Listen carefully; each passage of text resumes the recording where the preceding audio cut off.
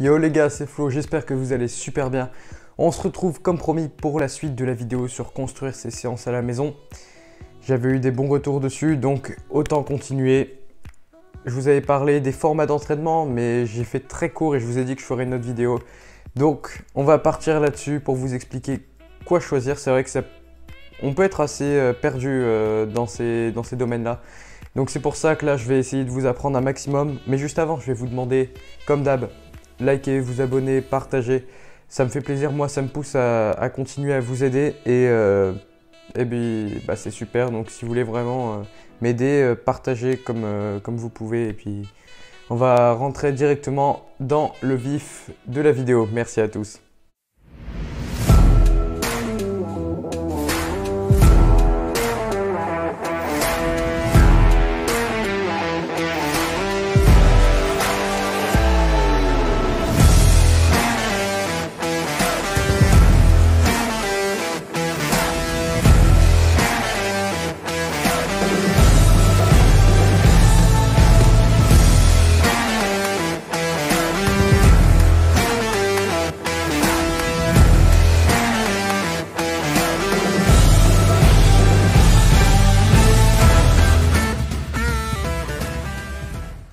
Juste avant de commencer les gars, je vous invite à aller voir la précédente vidéo que j'avais fait qui est en lien justement avec celle-ci, sinon vous n'allez pas tout comprendre. Donc je vais mettre un lien juste là, allez la voir vite fait juste avant et comme ça on va pouvoir commencer. Et pour ceux qui l'ont vu, restez là et c'est parti. Donc aujourd'hui, je vais vous parler des formats d'entraînement. Donc les formats d'entraînement, déjà qu'est-ce que c'est? Un format d'entraînement, c'est le nombre de séances et la manière d'organiser ces séances, de les programmer sur une période donnée.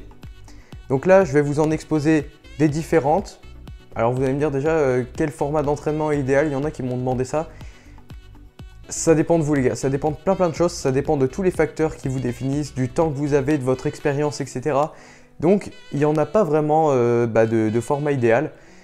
Donc c'est pour ça que là, il va falloir écouter ce que je vais vous dire sur les différents formats et tout ça. Là, je vais vous présenter les principaux formats les plus connus.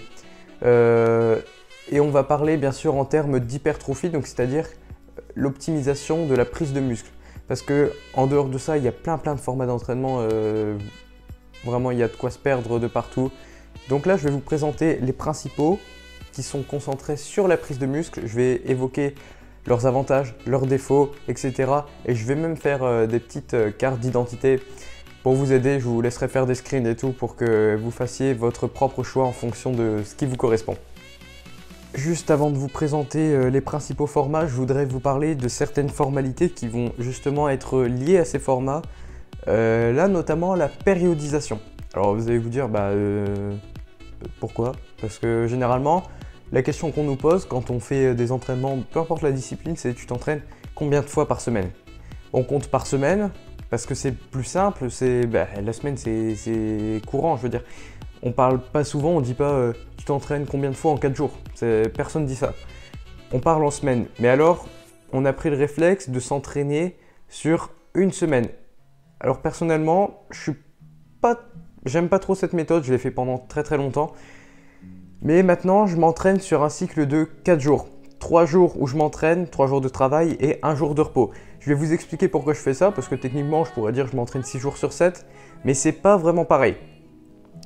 Quand on s'entraîne sur une fréquence hebdomadaire, le souci qu'on a, c'est pas la fréquence en soi, c'est si on est amené à louper une séance. Imaginons que par manque de temps, par un problème quelconque, vous ayez à louper une séance.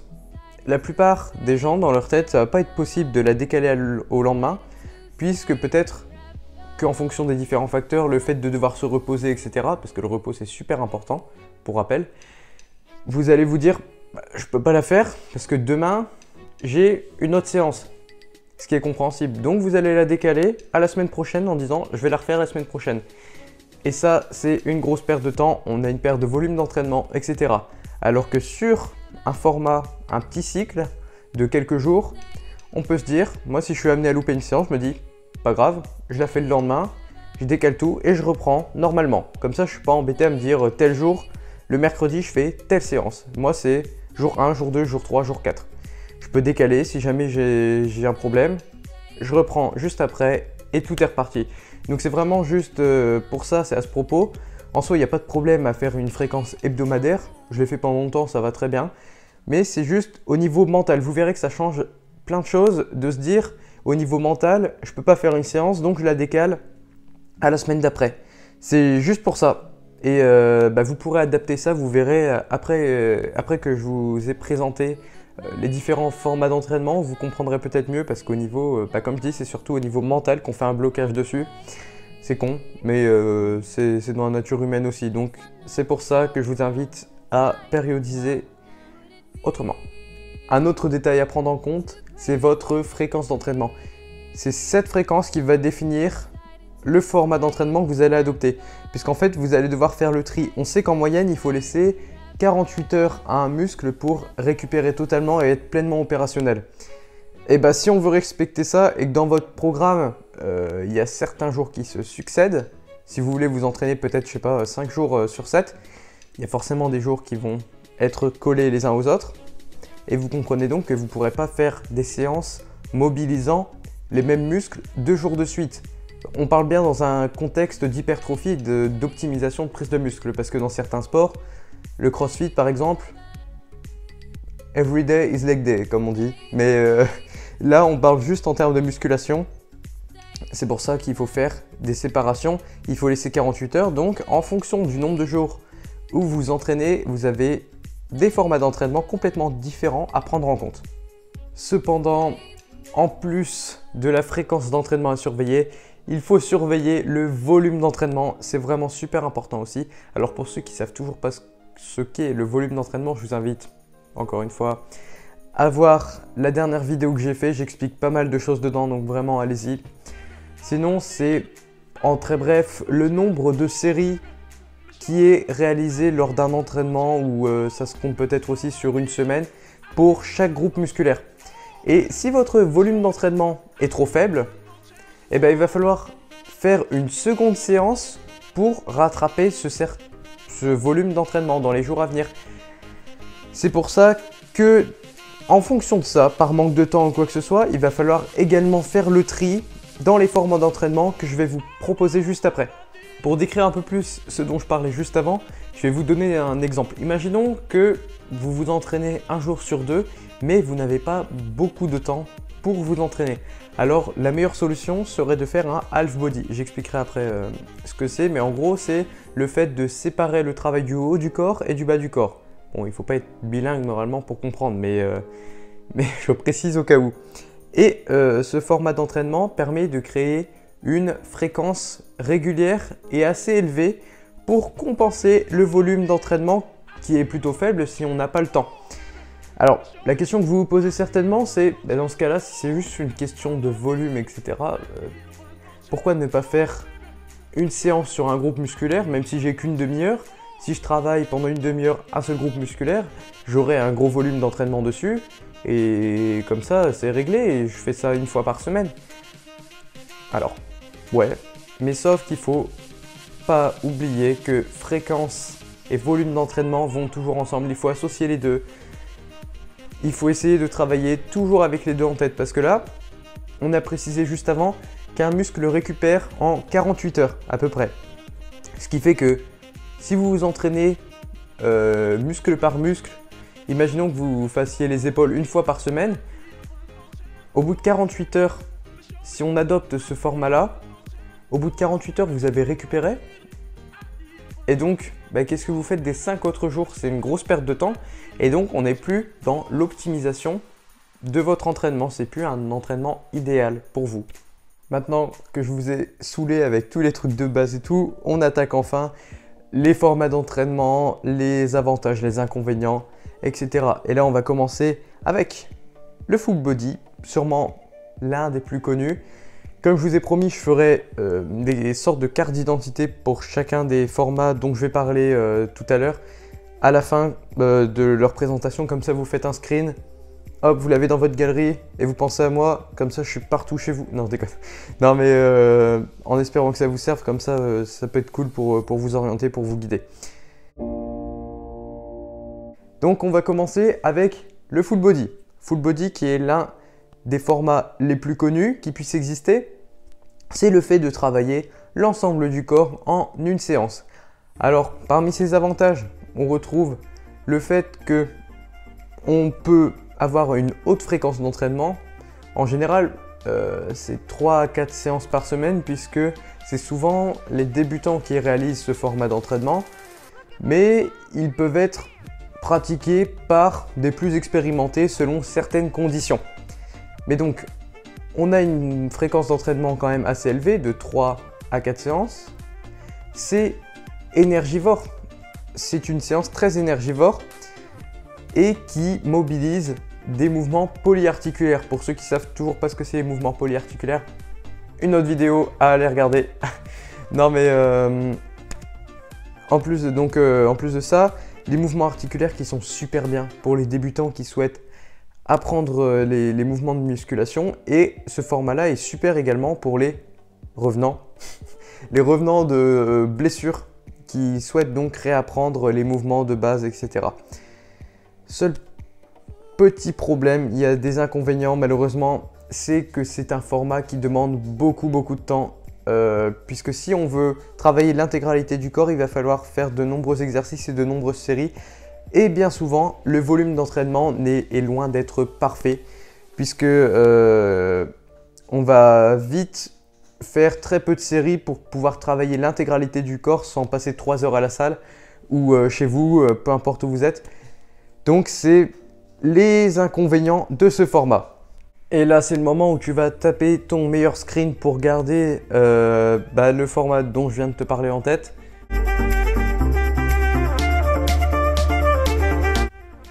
Je bouge pas, hein. Tant que tu l'as pas fait, je me casse pas. Hein.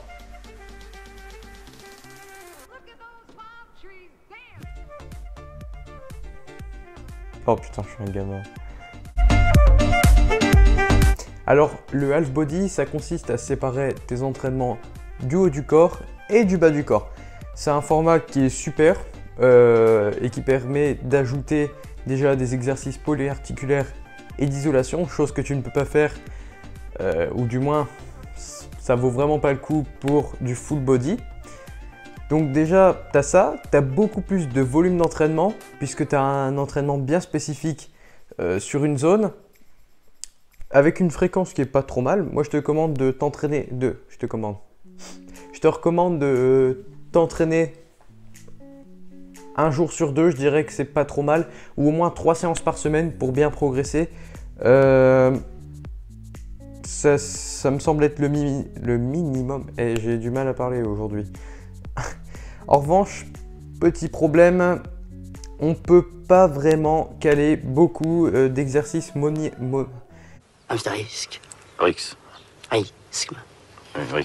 On peut vraiment pas caler beaucoup d'exercices mono-articulaires d'isolation, puisque ça demande déjà beaucoup de temps de réaliser une séance sur toute une moitié de corps, parce qu'en fait, on se rend pas forcément compte, mais il faut réaliser des exercices, si je prends pour le haut du corps, pour les bras, les pecs, le dos.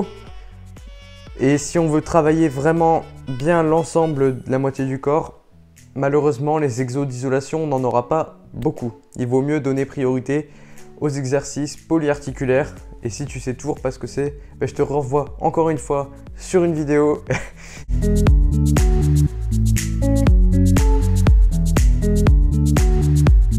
On passe maintenant à mon format préféré, c'est celui que j'applique, le format Push-Pull Legs. PPL ou PPL, je suis pas sûr que la traduction était nécessaire, mais on sait jamais. Donc c'est franchement un format qui me correspond super bien par rapport à mon emploi du temps, mon expérience, etc. C'est donc un format qui sépare l'entraînement des jambes, l'entraînement des muscles nécessitant des mouvements de poussée, à savoir pec, l'avant d'épaule et triceps, et les muscles nécessitant un tirage, à savoir dos, arrière d'épaule et biceps. C'est donc une répartition sur 3 séances qui peut se prolonger jusqu'à 6 séances en doublant le nombre par semaine. Bon, il faut avoir quand même un certain niveau pour pouvoir faire ça, puisqu'il y a une fréquence d'entraînement à tenir quand même. Mais ça reste super, donc 3 séances par semaine pour les débutants, 6 pour les plus expérimentés ou ceux qui ont la capacité d'endurer cette fréquence-là. Au niveau du volume d'entraînement, c'est super bien. On peut avoir de bonnes séances avec des exos d'isolation et polyarticulaires. Donc ça permet d'avoir des bonnes séances complètes. Sauf que, petit problème, au niveau du push-pull legs, c'est au niveau des jambes. Les personnes qui souhaitent développer leurs jambes avec le push-pull legs, c'est un petit peu moins bien parce que les 2/3 des séances sont focus sur le haut du corps, ce qui laisse donc que 1/3 pour les jambes. Donc pour les personnes qui ont un retard ou qui souhaitent développer leurs jambes, c'est pas vraiment le top, même si au final en doublant le nombre de séances, 2 séances par semaine sur les jambes, moi je pense que c'est suffisant. C'est pour ça que pour moi c'est mon format d'entraînement préféré. Mais ça dépend de vous. Donc je vais vous mettre une petite fiche récap pour ce push-pull legs. Mais c'est à vous d'adapter aussi après. Parce que même si c'est une forme fixe, un format peut être modifié selon nos souhaits. Il est toujours possible de faire legs, push, legs et pull. Au lieu de faire legs, push, pull, legs, etc. C'est à vous d'adapter. Il faut juste être inventif, créatif. Et ça marche tout seul.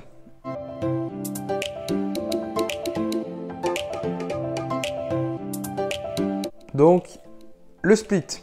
Alors, c'est un format d'entraînement qui sépare chaque groupe musculaire pour réaliser leur travail. C'est souvent un format qui est utilisé par des pratiquants très avancés, puisque pour maintenir leur masse musculaire, etc. Puisque déjà, ce sont des entraînements très intenses et qu'il faut les tenir. Les débutants, je pense qu'ils ne pourront pas supporter ce travail de longue durée. Hormis le fait qu'il y a un volume qui est parfait, la fréquence d'entraînement est difficile à maintenir, sauf pour les bodybuilders ou les pratiquants très avancés qui arrivent à réaliser un certain nombre de séances, mais il faut très longtemps et on n'est pas tous prêts à accorder autant de temps dans une salle de sport, etc. Ce qui est totalement compréhensible. Même moi qui adore la musculation, je sais très bien que travailler en split, si je devais faire 2 entraînements par jour d'1 heure, à un moment ça me ferait un petit peu chier. Donc conclusion, c'est très dur à supporter. Il y a un gros volume d'entraînement, une grosse intensité, etc. C'est pour peaufiner les détails généralement sur des bodybuilders de l'IFBB Pro, donc la catégorie pro du bodybuilding. Après nous on peut le faire, mais est-ce qu'on tient sur le long terme? Ça, je ne sais pas. Voilà, je vous ai présenté les principaux formats d'entraînement, mais maintenant je vais vous rajouter un petit exemple pour bien illustrer, et je vais me manier surtout parce que je dois aller à la salle avant qu'il fasse nuit. Et donc c'est parti. Bon alors, imaginons Julia qui fait du foot depuis 3 ans et de la muscu depuis 2 ans. Elle nous explique qu'elle souhaite développer le haut de son corps en faisant 3 séances par semaine et 1 heure d'une durée maximale de 1 heure. Alors déjà, on voit que Julia, de par ses entraînements de foot, elle travaille régulièrement ses jambes, pas avec forcément du gros renforcement musculaire, mais qu'elle les mobilise déjà beaucoup. Donc il y a déjà une fréquence assez haute sur ses jambes.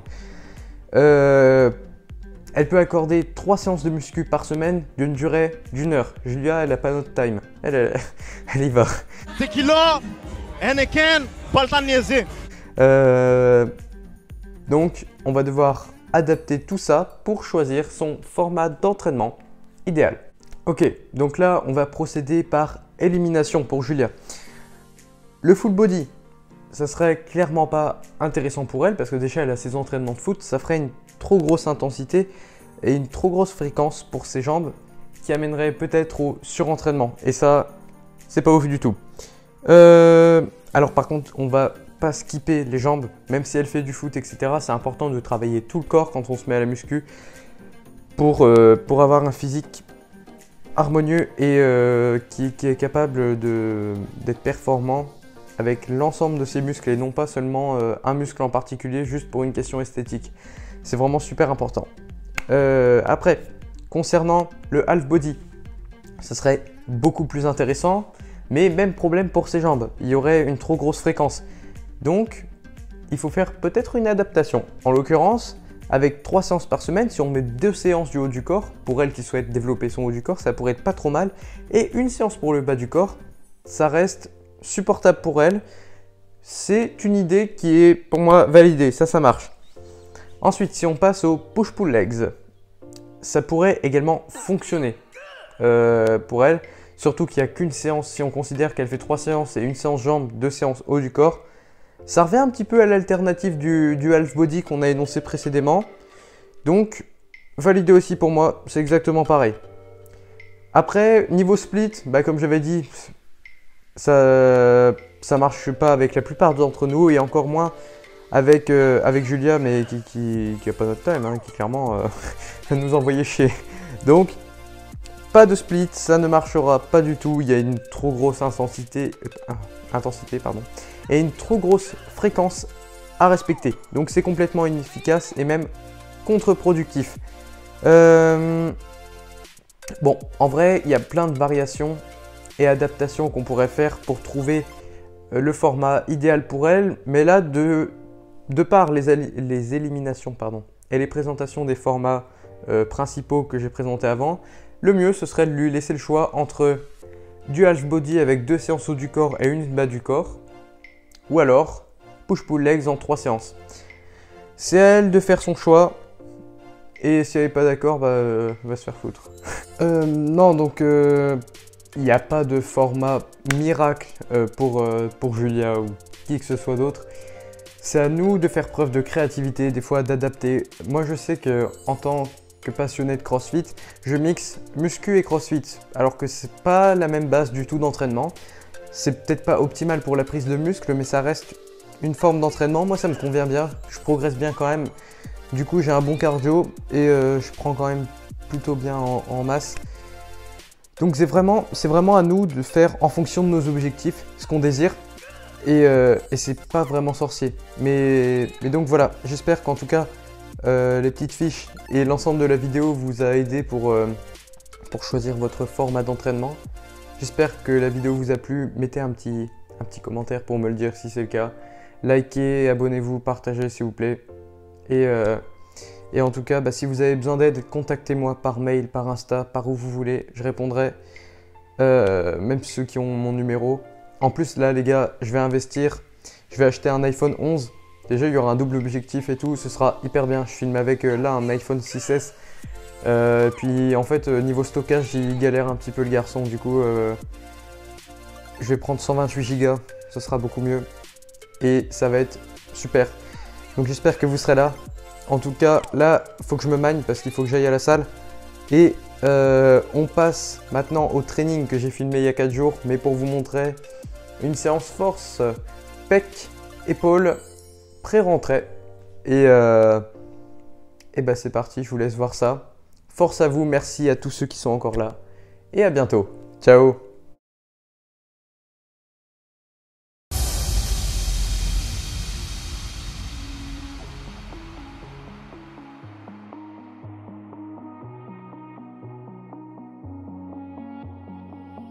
Hearing whispers in the night, voices filling up your mind. You're like a ghost of you. You've been drowning in the rain, slowly saving up the pain. So deep inside of you, see the colors of the sky slowly turn from black and white. A rising hope, bright as gold. And now there's nothing left to lose, so we're breaking all the rules. And they don't know what we know. 'Cause I can hear the thunder from afar, a lightning in the dark. I can feel the fire come alive, so calm before the storm, so dark before the dawn. Oh, I can see the fire in your eyes, in your eyes. Oh, I can see the fire in your eyes, in your eyes.